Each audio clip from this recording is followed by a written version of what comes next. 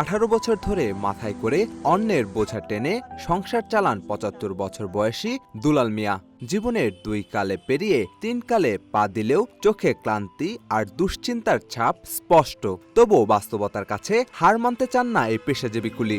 যে যা দেয় তাই নিয়ে খুশি থাকেন, নতুন করে ছোটেন নতুন কারো বোঝা টানতে। ওইটা কোনো রেট নাই, যার মনে যা চায় তাই দেয়। মনে একটা বোঝা নিলে মনে করেন ৪০ টাকাও দেয়, ৫০ টাকাও দেয়, ৩০ টাকাও দেয়। এটার কোনো রেট নাই, যে যে যা দিতে পারে এটার কোনো রেট নাই আর কি। এই এনে রোজগার করিয়া কোনো দিন পাইলে চলি, কোনো দিন যদি না পাই তো কষ্টে মষ্টে দিন যায়, খুব কষ্টে আছি। ৭৫ বছর বয়সী দুলাল মিয়ার চোখে জীবনের শেষ প্রান্তে এসে কিভাবে সংসারের ঘানি টানবেন সেই দুশ্চিন্তা।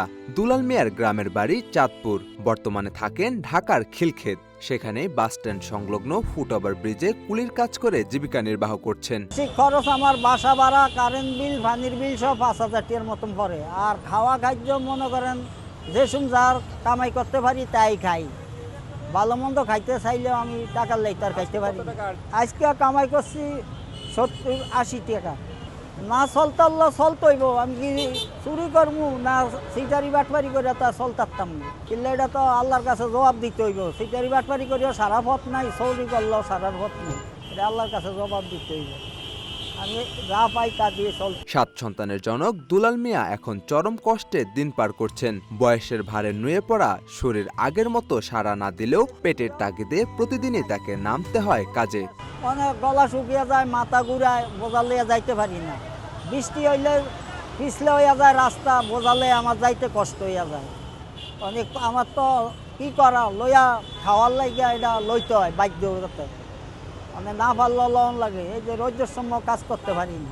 দিন শেষে যা আয় হয় তা দিয়ে কোনো মতে খাবার জোটে, কিন্তু ভবিষ্যতের কথা ভাবলেই আতঙ্কে পড়ে যান, নীরব হয়ে যান প্রায়ই। তিনি জানেন না আজ চললেও কাল তার দিন কিভাবে কাটবে। কষ্টের বিষয় হলো তার ৩ ছেলে সন্তান থাকলেও কেউই রাখেন না বাবার খোঁজ। হতাশাগ্রস্ত কণ্ঠে দুলাল মিয়া বলেন, আমার যদি সব মেয়ে সন্তান হতো তাহলে হয়তো তারা আমার খোঁজ নিত। মেয়েরা বাবাকে বেশি দেখে না, আমার ছেলেরা আমারে দেখে না। এগো বউ লইয়া দি ফলা মাইলে হারে খাইতে আছে, বাঁচতে আছে। এসে বালা মাইয়াই আছে, মাইয়া হইলে তো আমার দিত কিছু। তো আমার এই ৩ ভোলা থাকে লাভ কি, আমার আরো কষ্ট। মানুষে আমার কিছু দিতে গেলে আপনার ৩ ভোলা আছে, আপনার কি দিব। ছেলে ৩ জন, মেয়ে হইলো ৪ জন। এগরে বিয়া শাদি দিতে আমার অনেক রেন মেন করে লাইছি। যাই কিছু এনে রোজগার করি, এরকম রেনও দেওয়া লাগে, নিজেও খাওয়া লাগে। আমি এই কষ্টে আছি আর কি।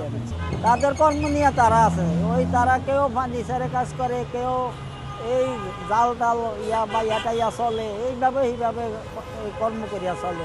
এমন টানাটানির জীবনেও পাননি সরকারের কোনো সহায়তা, কিন্তু এখনো বুকের কোণে টিম টিম করে জ্বলছে আশার প্রদীপ। হয়তো একদিন তার দিকে তাকানোর সময় হবে সরকারের। আশা নিয়ে তিনি বলেন, সরকারের সাহায্য পেলে অন্তত বৃদ্ধ বয়সে খানিকটা স্বস্তির দিন কাটবে তার। চাইতেছি সরকার যদি আমাদের দিকে দৃষ্টি দেয় তাহলে আমার একটু উপকার হইতো, আমি এই আশা করি সরকারের কাছে। আমারে আপনারা যদি কিছু সহযোগিতা করেন তাহলে আমার একটু বাঁচার পথ আছে। আকরাম, রূপালী বাংলাদেশ।